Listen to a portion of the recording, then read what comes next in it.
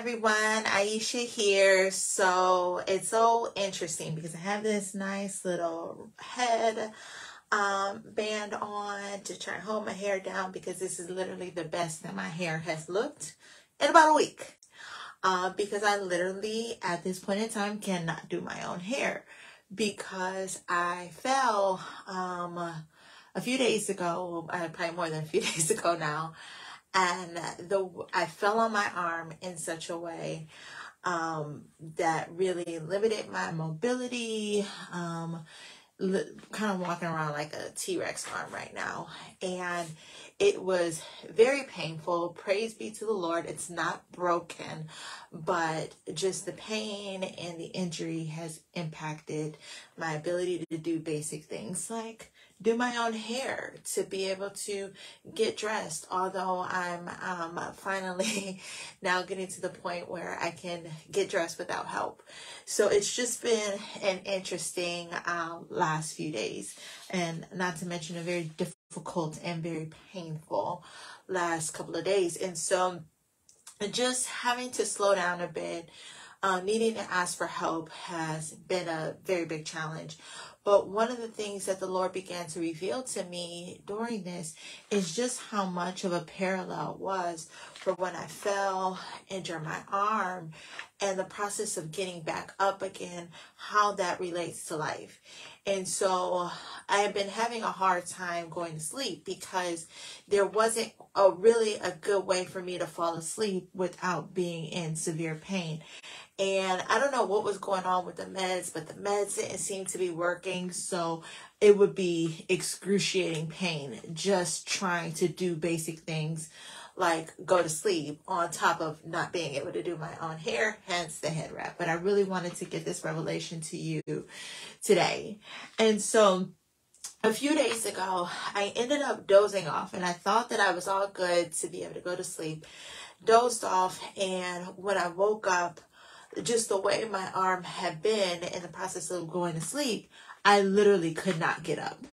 Like, it was like one of those old commercials where it's just like, help, I'm falling and I can't get up. Like, that's how I felt. Like, I was trying to get up, and then all of a sudden I started screaming in pain. And so one of the twins was next to me, and so I was talking to my sister, and so one of the twins said, yeah, Mom, we haven't seen Mommy cry. She won't let us see her cry. She just kind of just does it. She just doesn't cry. And it was just so interesting that that particular twin said that, because not 2 minutes later, I was literally crying. Like, I tried to get up. I tried to put one arm down, the arm that wasn't injured. I tried to put that down, but the way the muscles are all, worked in the body, even if you use one arm, the other one can still hurt. The muscles tightening up can still hurt.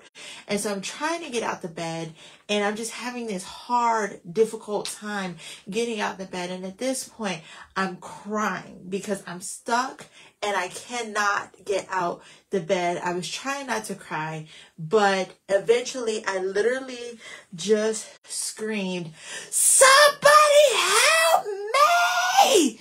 It just started crying like, I can't get up. Somebody help me. Somebody help me. I can't get up. And it was just like the pain of trying to get up was worse than the pain of laying there in the bed. But as I was trying to I'm just going to stay here. But it's like I couldn't stay there because it was painful. Getting up was painful. And I was just stuck in this place. Like, do I just stay laying down or do I get back up? Because which way is going to hurt less? And at that point, I had no other option but to surrender. I was crying and screaming for help. And so as I was going through this, like the next day or the next couple of days, whatever day that was, the Lord just started to literally download to me how sometimes when we go through hard times, trials, and tribulations, the way that we deal with it is the same way that I was trying to deal with being stuck in the bed and not being able to get up because of my injured arm. And so sometimes the pain that we're dealing with because of our situations and circumstances is so deep. The question becomes, do I sit here in the pain or do I try and get up again? Because sitting here in the pain is painful, but getting up again really requires our muscles to be tightened and constricted in ways that we're trying to avoid because of the pain. So is it worse to stay stuck or is it worse to get up? And that was what I was dealing with. And one of the interesting things is because the pain medicine that the doctor had given me literally did not feel like it was working. And I realized that sometimes when we're in this place of pain, we try and numb the pain with outside things. Sometimes people might turn to addiction. Sometimes, like people like me, I actually turn to food and I turn to emotional spending. And so sometimes we do certain things to try and numb the pain and give ourselves these self-prescribed pain relievers. But it doesn't always it doesn't really make things better. It just kind of numbs it in the moment, but it doesn't actually facilitate healing. It just takes away our ability to feel. And when we take away our ability to feel, sometimes we think that we're okay and we're not. I don't know if you've ever dealt with an injury before and you were taking a pain medicine and it felt like you weren't injured anymore, but you ended up re-injuring yourself because you felt like you were no longer injured. And so you did things that your body could not handle physically because the medicine was covering up the triggers that would tell your brain that you're not healthy enough yet to be able to do these things. And that is exactly where I was at. I was trying to get up. The pain medicine, the thing that would numb things for me, wasn't working, but yet I was frozen in that space. And so it's interesting because initially I tried to get back up on my own. I tried to not let anybody know what was going on. I tried to cover up how I felt. And so how many of us, when we're going through a tough time or a hard time, you paint a smile with lipstick and put on a big charade, one of my favorite Mariah Carey lyrics, and you're pretending. But according to the lyrics, it gets harder every day because you're heartsick, right? You're in pain. And so you cannot continue to function like this. And so eventually in that pain, you have to cry out for help and to the only one who can save, which was God, because it's impossible to get back up on your own. It's impossible to continue to numb the pain, but it's also impossible to continue to stay where you are. So you cry out to the one who can save. And the thing is, I had to be open to allow my family to help me get back up because I wasn't getting back up. I tried so hard, but I was stuck. But I had to be open to allowing somebody in the room to be able to help me up. But not just this, catch this revelation. I don't want you to miss this revelation. So when my family first tried to come in to help me up, my mom was like pulling my arm and I was just like, because the way she was trying to pull me up by my arm, it was hurt. It was the way the muscles were tightening up. It was hurting my other side. And so I had to be like, let go. This isn't working. But if you pull me up, usually put your hand on my back and you be the one who uses your muscles so I can minimize the use of mine, then I'll be able to get up. But one of the things is I had to learn from past mistakes. I had to learn that previous way of pulling my arm, sometimes people can pull your arm to try and get you up. That doesn't work. It didn't work. And so I had to calm down because at first I was screaming, just because I was in so much pain. But I had to calm down enough to be able to help her to understand how to best help me. And so I realized that in some of the toughest times in my life that I had to deal with, when I was so emotionally frantic, when I was so all over the place, I couldn't accept the help that was there because I didn't know how to tell the people who were willing to help in my life how to help me. So in Navigating the Impossible, my book, I talk about in there how to ask for and accept help, and how to help the people who are raising their hands to say, I will help you, how to help them to best help you.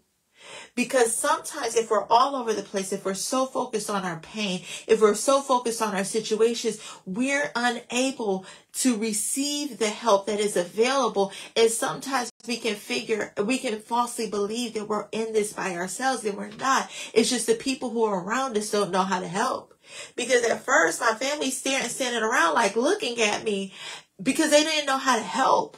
I was screaming. I was crying, because I was in pain. But the second I calmed down enough to be able to articulate to the people that God had already placed in my life to help me get up from the situation that I was stuck in, I was able to get back up again.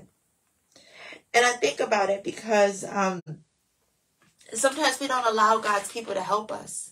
Sometimes we don't allow people in to be able to see us in our pain and in our suffering, because we might think that we'll be judged. We might think that they won't help. But we have to be able to let the people in, because otherwise, how else are they going to know? We can no longer try and busy ourselves to ignore the pain.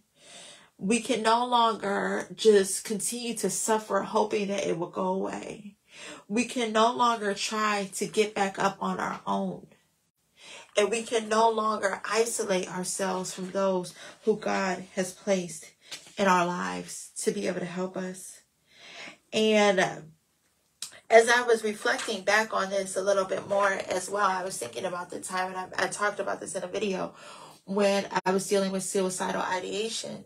Part of the reason why it got that bad is because I refused to let anybody else in terms of what I was feeling, and just the sheer worthlessness that I was feeling, and just the pain emotionally that I was feeling. But the second that I began to crack the door open to allow somebody else to help, when I called my sister and I said, you know what, I can't even pray anymore. Can you pray for me? When I began to let other people in to help me, when I began to cry out to God for help, because I didn't want to feel like this. I was in pain, but I didn't want to stay in pain. And even though it was painful to get out of that situation, I just knew that that situation that I was in was untenable and I could not stay there. But when I allowed God to be able to heal my heart, and when I allowed the people that God sent to me to walk with me through that season, I was able to heal emotionally and get to that point where those suicidal ideation feelings had gone away. But it required me facing the pain. It required me no longer trying to numb the pain. It required me no longer trying to ignore the pain. It required me to no longer operate in isolation and loneliness. And it required me to cry out to the one who can save. And it required me to allow other people to come alongside of me. And I pray that you're catching this revelation today, because I just feel it in my spirit that somebody is really in a hard situation. You feel like you're in a place where you're like that proverbial rock in a hard place, between a rock and a hard place. And you don't know if staying stuck is worse than getting up. You don't know if it'll be better for you to get back up again, or you just want to give up. And I want to encourage you today that if I'm talking to you, if you're in that place, get back up again. Resolve in your mind to get back up again. And also cry out to God and ask Him to send people to you who can help you on this journey of healing, on this journey of starting over, on this journey of getting back up again. Because the devil wants you to believe that it's less painful to be stuck, that it's less painful to just lay down and quit. But it's not. It's more painful to stay stuck, because the pain will never have a chance to go away if you refuse to get up. For like me, when I was stuck in that bed, when I was literally like, help, I'm falling and I can't get up. It was painful. That process of moving from that, that position where I was laying down to being able to sit back up, it hurt so bad. But I'm going to tell you right now, the second that I was able to get back up again, and I was able to get on my feet and be able to move my arm and stretch it back out again, the pain began to subside. The hardest part of the battle was the resolve in my mind to get back up. The hardest part of the battle was allowing somebody else to come in and help me up and to be able to instruct them in a way that will allow them to help me. But once I was up, sitting up, and eventually back on my feet, because it was still hurtful just to sit on the bed. But once I was able to sit on my feet, I knew from past experience, because at this point I had been hurting for a couple of days already. I knew that if my arm was by my side, it didn't hurt as bad. But if it was bent, even a little bit, it hurt.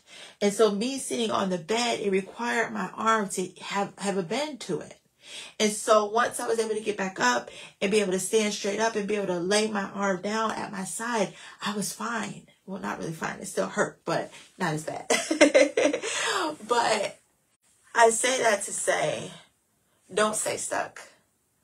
Get back up again, even if it seems scary, even if it seems painful, because on the other side of that process of getting up is healing. And so I definitely encourage you, please leave a message. Please leave a comment to let me know how this video has encouraged you. Please like it, share it, subscribe, do all those amazing things, right? And I just pray that it blesses you. And also make sure you head over to Amazon or to navigatingtheimpossiblebook.com to pick up a copy of my book, Navigating the Impossible, a survival guide for single moms from pregnancy through the first year of motherhood. And in that book, I really talk about what it was like facing an unplanned pregnancy, what it was like to transition into single motherhood, and how I was able to get back up again when I felt like I had been knocked down. And so if you're in that space of single motherhood, I encourage you to get that book. If you're not a single mom, pick it up it'll have some nuggets and gems in there for you if you're going through a hard time. And if you know a single mom, grab a copy for her. Again, it's on Amazon or at Navigating the Impossible Book if you would like a signed copy. And so I will talk to you later. Bye.